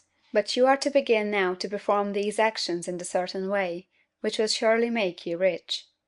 If you are engaged in some business, and feel that it is not the right one for you, do not wait until you get into the right business before you begin to act. Do not feel discouraged, or sit down and lament because you are misplaced. No man was ever so misplaced but that he could not find the right place, and no man ever became so involved in the wrong business but that he could get into the right business. Hold the vision of yourself in the right business, with the purpose to get into it, and the faith that you will get into it, and are getting into it. But act in your present business. Use your present business as the means of getting a better one, and use your present environment as the means of getting into a better one. Your vision of the right business, if held with faith and purpose, will cause the Supreme to move the right business toward you, and your action, if performed in the certain way, will cause you to move toward the business. If you are an employee, or wage earner, and feel that you must change places in order to get what you want, do not project your thought into space and rely upon it to get you another job. It will probably fail to do so. Hold the vision of yourself in the job you want, while you act with faith and purpose on the job you have, and you will certainly get the job you want. Your vision and faith will set the creative force in motion to bring it toward you, and your action will cause the forces in your own environment to move you toward the place you want. In closing this chapter, we will add another statement to our syllabus. There is a thinking stuff from which all things are made, and which, in its original state, permeates, penetrates, and fills the interspaces of the universe. A thought, in this substance, produces the thing that is imaged by the thought. Man can form things in his thought, and, by impressing his thought upon formless substance, can cause the thing he thinks about to be created. In order to do this, man must pass from the competitive to the creative mind. He must form a clear mental picture of the thing he wants, and hold this picture in his thoughts, with the fixed purpose to get what he wants, and the unwavering faith that he does get what he wants, closing his mind to all that may tend to shake his purpose, dim his vision, or quench his faith. That he may receive what he wants when it comes, man must act now upon the people and things in his present environment. End of Chapter 11. Chapter 12. Efficient Action. You must use your thought as directed in previous chapters, and begin to do what you can do where you are, and you must do all that you can do where you are. You can advance only by being larger than your present place, and no man is larger than his present place who leaves undone any of the work pertaining to that place. The world is advanced only by those who more than fill their present places. If no man quite filled his present place, you can see that there must be a going backward in everything. Those who do not quite fill their places are dead weight upon society, government, commerce, and industry. They must be carried along by others at a great expense. The progress of the world is retarded only by those who do not fill the places they are holding. They belong to a former age and a lower stage or plane of life, and their tendency is toward degeneration. No society could advance if every man was smaller than his place. Social evolution is guided by the law of physical and mental evolution. In the animal world, evolution is caused by excess of life. When an organism has more life than can be expressed in the functions of its own plane, it develops the organs of a higher plane, and a new species is originated. There never would have been new species had there not been organisms which more than filled their places. The law is exactly the same for you. Your getting rich depends upon your applying this principle to your own affairs. Every day is either a successful day or a day of failure, and it is the successful days which get you what you want. If every day is a failure, you can never get rich, while if every day is a success, you cannot fail to get rich. If there is something that may be done today, and you do not do it, you have failed in so far as that thing is concerned, and the consequences may be more disastrous than you can imagine. You cannot foresee the results of even the most trivial act. You do not know the workings of all the forces that have been set moving in your behalf. Much may be depending on your doing some simple act. It may be the very thing which is to open the door of opportunity to very great possibilities. You can never know all the combinations which Supreme Intelligence is making for you in the world of things and of human affairs. Your neglect or failure to do some small thing may cause a long delay in getting what you want. Do, every day, all that can be done that day. There is, however, a limitation or qualification of the above that you must take into account. You are not to overwork, nor to rush blindly into your business in the effort to do the greatest possible number of things in the shortest possible time. You are not to try to do tomorrow's work today, nor to do a week's work in a day. It is really not the number of things you do, but the efficiency of each separate action that counts. Every act is, in itself, either a success or a failure. Every act is, in itself, either effective or inefficient. Every inefficient act is a failure, and if you spend your life in doing inefficient acts, your whole life will be a failure. The more things you do, the worse is for you, if all your acts are inefficient ones. On the other hand, every efficient act is a success in itself, and if every act of your life is an efficient one, your whole life must be a success. The cause of failure is doing too many things in an inefficient manner, and not doing enough things in an efficient manner. You will see that it is a self-evident proposition that if you do not do any inefficient acts, and if you do a sufficient number of efficient acts, you will become rich. If now it is possible for you to make each act an efficient one, you see again that the getting of riches is reduced to an exact science, like mathematics. The matter turns then on the questions whether you can make each separate act a success in itself, and this you can certainly do. You can make each act a success, because all power is working with you, and all power cannot fail. Power is at your service, and to make each act efficient you have only to put power into it. Every action is either strong or weak, and when every one is strong, you are acting in the certain way which will make you rich. Every act can be made strong and efficient by holding your vision while you are doing it, and putting the whole power of your faith and purpose into it. It is at this point that people fail to separate mental power from personal action. They use the power of mind in one place and at one time, and they act in another place and at another time. So their acts are not successful in themselves. Too many of them are inefficient. But if all power goes into every act, no matter how commonplace, every act will be a success in itself. And as in the nature of things every success opens the way to other successes, your progress toward what you want, and the progress of what you want toward you, will become increasingly rapid. Remember that successful action is cumulative in its results. Since the desire for more life is inherent in all things, when a man begins to move toward larger life, more things attach themselves to him, and the influence of his desire is multiplied. Do, every day, all that you can do that day, and do each act in an efficient manner. In saying that you must hold your vision while you are doing each act, however trivial or commonplace, I do not mean to say that it is necessary at all times to see the vision distinctly to all its smallest details.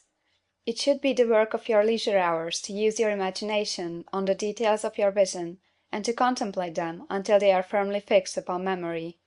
If you wish speedy results, spend practically all your spare time in this practice. By continuous contemplation you will get the picture of what you want, even to the smallest details, so firmly fixed upon your mind, and so completely transferred to the mind of formless substance, that in your working hours you need only to mentally refer to the picture to stimulate your faith and purpose, and cause your best effort to be put forth. Contemplate your picture in your leisure hours until your consciousness is so full of that you can grasp it instantly. You will become so enthused in its bright promises that the mere thought of it will call forth the strongest energies of your whole being. Let us again repeat our syllabus, and by slightly changing the closing statements, bring it to the point we have now reached. There is a thinking stuff from which all things are made, and which, in its original state, permeates, penetrates, and fills the interspaces of the universe. A thought, in this substance, produces the thing that is imaged by the thought. Man can form things in his thought, and, by impressing his thought upon formless substance, can cause the thing he thinks about to be created. In order to do this, man must pass from the competitive to the creative mind. He must form a clear mental picture of the things he wants, and do, with faith and purpose, all that can be done each day, doing each separate thing in an efficient manner. End of Chapter 12. Chapter 13.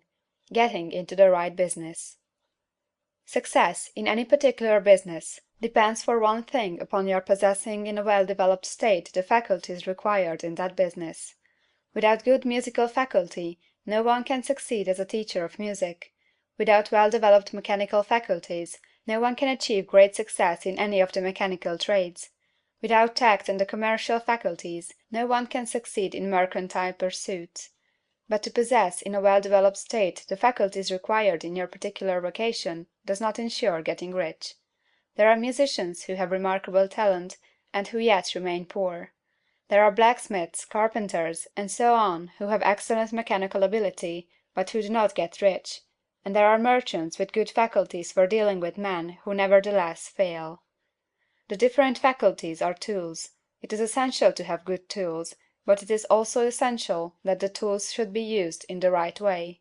One man can take a sharp saw, a square, a good plane, and so on, and build a handsome article of furniture. Another man can take the same tools and set to work to duplicate the article, but his production will be a botch. He does not know how to use good tools in a successful way. The various faculties of your mind are the tools with which you must do the work which is to make you rich. It will be easier for you to succeed if you get into a business for which you are well equipped with mental tools. Generally speaking, you will do best in that business which will use your strongest faculties, the one for which you are naturally best fitted. But there are limitations to this statement also. No man should regard his vocation as being irrevocably fixed by the tendencies with which he was born. You can get rich in any business, for if you have not the right talent, you can develop that talent. It merely means that you will have to make your tools as you go along, instead of confining yourself to the use of those with which you were born. It will be easier for you to succeed in a vocation for which you already have the talents in a well-developed state, but you can succeed in any vocation, for you can develop any rudimentary talent, and there is no talent of which you have not at least the rudiment. You will get rich most easily in point of effort if you do that for which you are best fitted, but you will get rich most satisfactory if you do that which you want to do. Doing what you want to do is life, and there is no real satisfaction in living if we are compelled to be forever doing something which we do not like to do, and can never do what we want to do. And it is certain that you can do what you want to do. The desire to do it is proof that you have within you the power which can do it. Desire is a manifestation of power. The desire to play music is the power which can play music seeking expression and development. The desire to invent mechanical devices is the mechanical talent seeking expression and development. Where there is no power, either developed or undeveloped, to do a thing, there is never any desire to do that thing, and where there is strong desire to do a thing, it is certain proof that the power to do it is strong, and only requires to be developed and applied in the right way. All things else being equal, it is best to select the business for which you have the best developed talent, but if you have a strong desire to engage in any particular line of work, you should select that work as the ultimate end at which you aim. You can do what you want to do, and it is your right and privilege to follow the business or avocation which will be most congenial and pleasant. You are not obliged to do what you do not like to do, and you should not do it except as the means to bring you to the doing of the thing you want to do. If there are past mistakes whose consequences have placed you in an undesirable business or environment, you may be obliged for some time to do what you do not like to do, but you can make the doing of it pleasant by knowing that it is making it possible for you to come to the doing of what you want to do. If you feel that you are not in the right vocation, do not act too hastily in trying to get into another one. The best way generally to change business or environment is by growth. Do not be afraid to make a sudden and radical change if the opportunity is presented, and you feel after careful consideration that it is the right opportunity, but never take sudden or radical action when you are in doubt as to the wisdom of doing so. There is never any hurry on the creative plane, and there is no lack of opportunity. When you get out of the competitive mind, you will understand that you never need to act hastily. No one else is going to beat you to the thing you want to do. There is enough for all. If one space is taken, another and a better one will be opened for you a little farther on. There is plenty of time. When you are in doubt, wait. Fall back on the contemplation of your vision, and increase your faith and purpose, and by all means, in times of doubt and indecision, cultivate gratitude. A day or two spent in contemplating the vision of what you want, and in earnest thanksgiving that you are getting it, will bring your mind into such close relationship with the Supreme that you will make no mistake when you do act. There is a mind which knows all there is to know, and you can come into close unity with this mind by faith and the purpose to advance in life, if you have deep gratitude. Mistakes come from acting hastily, or from acting in fear or doubt, or in forgetfulness of the right motive, which is more life to all, and less to none. As you go on in the certain way, opportunities will come to you in increasing number, and you will need to be very steady in your faith and purpose, and to keep in close touch with the All Mind by reverent gratitude. Do all that you can do in a perfect manner every day, but do it without haste, worry, or fear. Go as fast as you can, but never hurry. Remember that in the moment you begin to hurry, you cease to be a creator and become a competitor. You drop back upon the old plane again. Whenever you find yourself hurrying, call a halt. Fix your attention on the mental image of the thing you want, and begin to give thanks that you are getting it. The exercise of gratitude will never fail to strengthen your faith and renew your purpose. End of Chapter 13. Chapter 14. The Impression of Increase. Whether you charge your vocation or not, your actions for the present must be those pertaining to the business in which you are now engaged. You can get into the business you want by making constructive use of the business you are already established in, by doing your daily work in a certain way. And in so far as your business consists in dealing with other men, whether personally or by letter, the key thought of all your efforts must be to convey their minds the impression of increase. Increase is what all men and all women are seeking. It is the urge of the formless intelligence within them, seeking fuller expression. The desire for increase is inherent in all nature. It is the fundamental impulse of the universe. All human activities are based on the desire for increase. People are seeking more food, more clothes, better shelter, more luxury, more beauty, more knowledge, more pleasure. Increase in something, more life. Every living thing is under this necessity for continuous advancement. Where increase of life ceases, dissolution and death set in at once. Man instinctively knows this, and hence he is forever seeking more. This law of perpetual increase is set forth by Jesus in the parable of the talents. Only those who gain more retain any. From him who hath not shall be taken away even that which he hath. The normal desire for increased wealth is not an evil or a reprehensible thing. It is simply the desire for more abundant life. It is aspiration. And because it is the deepest instinct of their natures, all men and women are attracted to him who can give them more of the means of life. In following the certain way as described in the foregoing pages, you are getting continuous increase for yourself, and you are giving it to all with whom you deal. You are a creative center, from which increase is given off to all. Be sure of this, and convey assurance of the fact to every man, woman, and child with whom you come in contact. No matter how small the transaction, even if it be only the selling of a stick of candy to a little child, put into it the thought of increase, and make sure that the customer is impressed with the thought. Convey the impression of advancement with everything you do, so that all people shall receive the impression that you are an advancing man, and that you advance all who deal with you. Even to the people whom you met in a social way, without any thought of business, and to whom you do not try to sell anything, give the thought of increase. You can convey this impression by holding the unshakable faith that you, yourself, are in the way of increase, and by letting this faith aspire, fill, and permeate every action. Do everything that you do in a firm conviction that you are an advancing personality, and that you are giving advancement to everybody. Feel that you are getting rich, and that in doing so you are making others rich, and conferring benefits on all. Do not boast or brag of your success, or talk about it unnecessarily. True faith is never boastful. Wherever you find a boastful person, you find one who is secretly doubtful and afraid. Simply feel the faith, and let it work out in every transaction. Let every act and tone and look express the quiet assurance that you are getting rich, that you are already rich. Words will not be necessary to communicate this feeling to others. They will feel the sense of increase when in your presence, and will be attracted to you again. You must so impress others that they will feel that in associating with you they will get increase for themselves.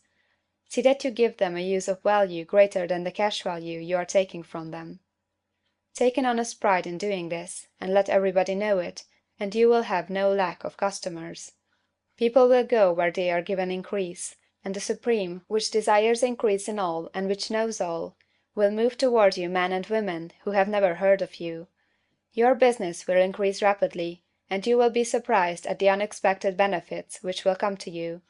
You will be able from day to day to make larger combinations, secure greater advantages, and to go on into a more congenial vocation if you desire to do so. But in doing all this, you must never lose sight of your vision of what you want, or your faith and purpose to get what you want. Let me here give you another word of caution in regard to motives. Beware of the insidious temptation to seek for power over other men. Nothing is so pleasant to the unformed or partially developed mind as the exercise of power or domination over others. The desire to rule for selfish gratification has been the curse of the world. For countless ages, kings and lords have drenched the earth with blood in their battles to extend their dominions. This not to seek more life for all, but to get more power for themselves. Today, the main motive in the business and industrial world is the same. Men marshal their armies of dollars, and lay waste the lives and hearts of millions in the same mad scramble for power over others. Commercial kings, like political kings, are inspired by the lust for power. Jesus saw in this desire for mastery the moving impulse of that evil world he sought to overthrow. Read the 23rd chapter of Matthew, and see how he pictures the lust of the Pharisees to be called master, to sit in the high places, to domineer over others, and to lay burdens on the backs of the less fortunate. And note how he compares this lust for domination with the brotherly seeking for the common good to which he calls his disciples. Look out for the temptation to seek for authority, to become a master, to be considered as one who is above the common herd, to impress others by lavish display, and so on. The mind that seeks for mastery over others is the competitive mind, and the competitive mind is not the creative one. In order to master your environment and your destiny, it is not at all necessary that you should rule over your fellow men, and indeed, when you fall into the world's struggle for the high places, you begin to be conquered by fate and environment, and your getting rich becomes a matter of chance and speculation. Beware of the competitive mind.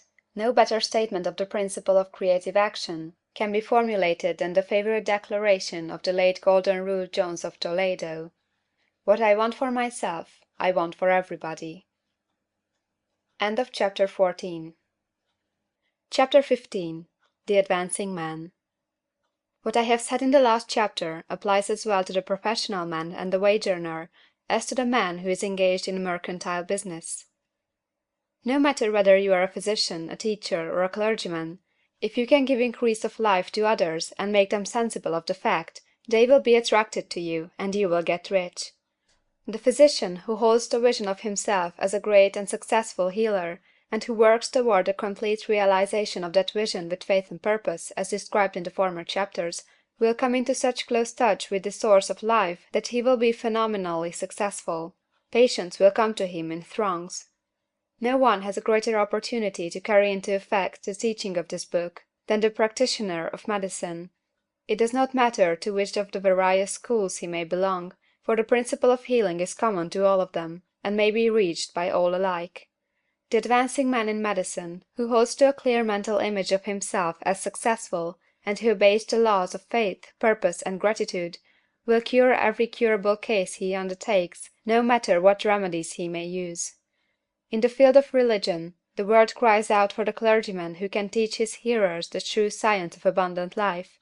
He who masters the details of the science of getting rich, together with allied sciences of being well, of being great, and of winning love, and who teaches these details from the pulpit, will never lack for a congregation. This is the gospel that the world needs. It will give increase of life, and men will hear it gladly, and will give liberal support to the man who brings it to them. What is now needed is the demonstration of science of life from the pulpit. We want preachers who can not only tell us how, but who in their own persons will show us how. We need the preacher who will himself be rich, healthy, great, and beloved, to teach us how to attain these things, and when he comes he will find a numerous and loyal following. The same is true for the teacher who can inspire the children with the faith and purpose of the advancing life. He will never be out of a job. And any teacher who has this faith and purpose can give it to his pupils. He cannot help giving it to them if it is a part of his own life and practice. What is true of the teacher, preacher, and physician is true of the lawyer, dentist, real estate man, insurance agent, of everybody. The combined mental and personal action I have described is infallible. It cannot fail. Every man and woman who follows these instructions steadily, perseveringly, and to the letter, will get rich. The law of the increase of life is as mathematically certain in its operation as the law of gravitation. Getting rich is an exact science. The wage earner will find this as true of his case as of any of the others mentioned. Do not feel that you have no chance to get rich because you are working where there is no visible opportunity for advancement, where wages are small and the cost of living high. Form your clear mental vision of what you want, and begin to act with faith and purpose. Do all the work you can do, every day, and do each piece of work in a perfectly successful manner. Put the power of success and the purpose to get rich into everything that you do. But do not do this merely with the idea of currying favor with your employer, in the hope that he, or those above you, will see your good work and advance you. It is not likely that they will do so. The man who is merely a good workman, filling his place to the very best of his ability, and satisfied with that, is valuable to his employer, and it is not to the employer's interest to promote him. He is worth more where he is. To secure advancement, something more is necessary than to be too large for your place. The man who is certain to advance is the one who is too big for his place, and who has a clear concept of what he wants to be, who knows that he can become what he wants to be, and who is determined to be what he wants to be. Do not try to more than fill your present place with the view of pleasing your employer. Do it with the idea of advancing yourself. Hold the faith and purpose of increase during work hours, after work hours, and before work hours. Hold it in such a way that every person who comes in contact with you, whether foreman, fellow workman, or social acquaintance, will feel the power of purpose radiating from you, so that every one will get the sense of advancement and increase from you. Men will be attracted to you, and if there is no possibility for advancement in your present job, you will very soon see an opportunity to take another job. There is a power which never fails to present opportunity to the advancing man who is moving in obedience to law. God cannot help helping you if you act in a certain way. He must do so in order to help himself. There is nothing in your circumstances or the industrial situation that can keep you down. If you cannot get rich working for the Steel Trust, you can get rich on a 10-acre farm, and if you begin to move in a certain way, you will certainly escape from the clutches of the Steel Trust and get on to the farm or wherever else you wish to be. If a few thousands of its employees would enter upon the certain way, the Steel Trust would soon be in a bad plight. It would have to give its working men more opportunity, or to go out of business. Nobody has to work for a trust. The trusts can keep men in so-called hopeless conditions only so long as there are men who are too ignorant to know of the science of getting rich, or too intellectually slothful to practice it. Begin this way of thinking and acting, and your faith and purpose will make you quick to see any opportunity to better your condition. Such opportunities will speedily come, for the Supreme, working in all, and working for you, will bring them before you. Do not wait for an opportunity to be all that you want to be. When an opportunity to be more than you are now is presented, and you feel impelled toward it, take it. It will be the first step toward a greater opportunity. There is no such thing possible in this universe as the lack of opportunities for the man who is living the advancing life. It is inherent in the constitution of the cosmos that all things shall be for him and work together for his good, and he must certainly get rich if he acts and thinks in the certain way. So let wage-earning men and women study this book with great care, and enter with confidence upon the course of action it prescribes. It will not fail. End of Chapter 15. Chapter 16. Some cautions and concluding observations. Many people will scoff at the idea that there is an exact science of getting rich. Holding the impression that the supply of wealth is limited, they will insist that social and governmental constitutions must be changed before even any considerable number of people can acquire a competence. But this is not true. It is true that existing governments keep the masses in poverty, but this is because the masses do not think and act in a certain way. If the masses begin to move forward as suggested in this book, neither governments nor industrial systems can check them. All systems must be modified to accommodate the forward movement. If the people have the advancing mind, have the faith that they can become rich, and move forward with the fixed purpose to become rich, nothing can possibly keep them in poverty. Individuals may enter upon the certain way at any time, and under any government, and make themselves rich, and when any considerable number of individuals do so under any government, they will cause the system to be so modified as to open the way for others. The more men who get rich on the competitive plane, the worse for others, and more who get rich in the creative plane, the better for others. The economic salvation of the masses can only be accomplished by getting a large number of people to practice the scientific method set down in this book, and become rich. These will show others the way, and inspire them with a desire for real life, with the faith that can be attained, and with the purpose to attain it. For the present, however, it is enough to know that neither the government under which you live, nor the capitalistic or competitive system of industry can keep you from getting rich. When you enter upon the creative plane of thought, you will rise above all these things, and become a citizen of another kingdom. But remember that your thought must be held upon the creative plane. You are never for an instant to be betrayed into regarding the supply as limited, or into acting on the moral level of competition. Whenever you do fall into old ways of thought, correct yourself instantly. For when you are in the competitive mind, you have lost the cooperation of the mind of the whole. Do not spend any time in planning as to how you will meet possible emergencies in the future, except as the necessary policies may affect your actions today. You are concerned with doing today's work in a perfectly successful manner, and not with emergencies which may arise tomorrow. You can attend to them as they come. Do not concern yourself with questions as to how you shall surmount obstacles which may loom upon your business horizon, unless you see plainly that your course must be altered today in order to avoid them.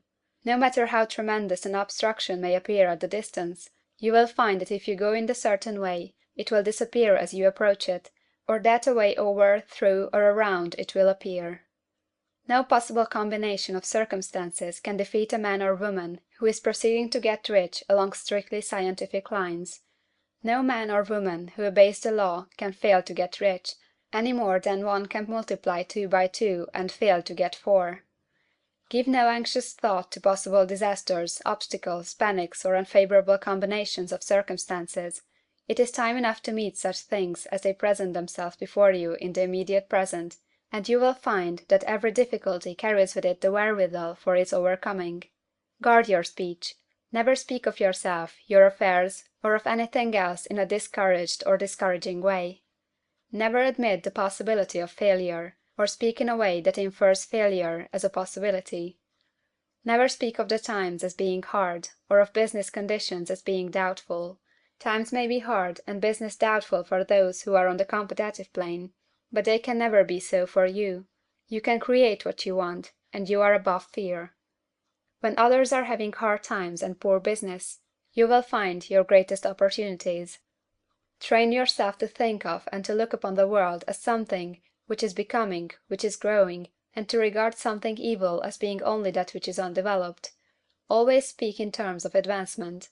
To do otherwise is to deny your faith, and to deny your faith is to lose it. Never allow yourself to feel disappointed. You may expect to have a certain thing at a certain time, and not get it at that time, and this will appear to you like failure. But if you hold to your faith, you will find that the failure is only apparent. Go on in the certain way, and if you do not receive that thing, you will receive something so much better that you will see that the seeming failure was really a great success. A student in this science had set his mind on making a certain business combination which seemed to him at the time to be very desirable, and he worked for some weeks to bring it about. When the crucial time came, the thing failed in a perfectly inexplicable way. It was as if some unseen influence had been working secretly against him. He was not disappointed; on the contrary, he thanked God that his desire had been overruled, and went steadily on with a grateful mind. In a few weeks an opportunity so much better came his way that he would not have made the first deal on any account, and he saw that a mind which knew more than he knew had prevented him from losing the greater good by entangling himself with the lesser. That is the way every seeming failure will work out for you, if you keep your faith, hold to your purpose, have gratitude, and do, every day, all that can be done that day, doing each separate act in a successful manner. When you make a failure, it is because you have not asked for enough. Keep on, and a larger thing than you were asking will certainly come to you. Remember this.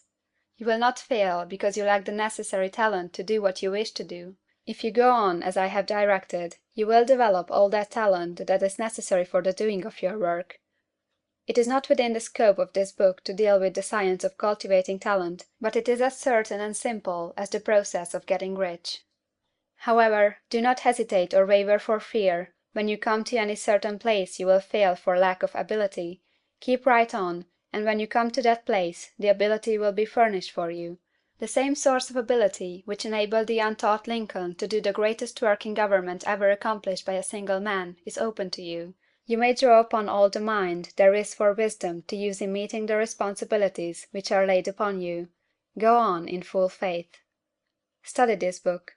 Make it your constant companion until you have mastered all the ideas contained in it. While you are getting firmly established in this faith, you will do well to give up most recreations and pleasure, and to stay away from places where ideas conflicting with these are advanced in lectures or sermons. Do not read pessimistic or conflicting literature, or get into arguments upon the matter. Do very little reading, outside of the writers mentioned in the preface. Spend most of your leisure time in contemplating your vision, and in cultivating gratitude, and in reading this book. It contains all you need to know of the science of getting rich, and you will find all the essentials summed up in the following chapter. End of Chapter 16. Chapter 17. Summary of the Science of Getting Rich. There is a thinking stuff from which all things are made, and which, in its original state, permeates, penetrates, and fills the interspaces of the universe. A thought in this substance produces the thing that is imaged by the thought. Man can form things in his thought, and by impressing his thought upon formless substance can cause the thing he thinks about to be created. In order to do this, man must pass from the competitive to the creative mind, otherwise he cannot be in harmony with the formless intelligence, which is always creative and never competitive in spirit. Man may come into full harmony with the formless substance by entertaining a lively and sincere gratitude for the blessings it bestows upon him. Gratitude unifies the mind of man with the intelligence of substance, so that man's thoughts are received by the formless. Man can remain upon the creative plane only by uniting himself with the formless intelligence through a deep and continuous feeling of gratitude. Man must form a clear and definite mental image of the things he wishes to have, to do, or to become, and he must hold this mental image in his thoughts while being deeply grateful to the Supreme that all he desires are granted to him. The man who wishes to get rich must spend his leisure hours in contemplating his vision, and in earnest thanksgiving that the reality is being given to him. Too much stress cannot be laid on the importance of frequent contemplation of the mental image, coupled with unwavering faith and devout gratitude. This is the process by which the impression is given to the formless, and the creative forces set in motion. The creative energy works through the established channels of natural growth and of the industrial and social order. All that is included in his mental image will surely be brought to the man who follows the instructions given above, and whose faith does not waver. What he wants will come to him through the ways of established trade and commerce. In order to receive his own when it shall come to him, man must be active, and this activity can only consist in more than filling his present place. He must keep in mind the purpose to get rich through the realization of his mental image, and he must do, every day, all that can be done that day, taking care to do each act in a successful manner. He must give to every man a use value in excess of the cash value he receives, so that each transaction makes for more life, and he must so hold the advancing thought that the impression of increase will be communicated to all with whom he comes in contact. The men and women who practice the foregoing instructions will certainly get rich, and the riches they receive will be in exact proportion to the definiteness of their vision, the fixity of their purpose, the steadiness of their faith, and the depth of their gratitude. End of Chapter 17. And End of the Science of Getting Rich, by Wallace D. Wattles.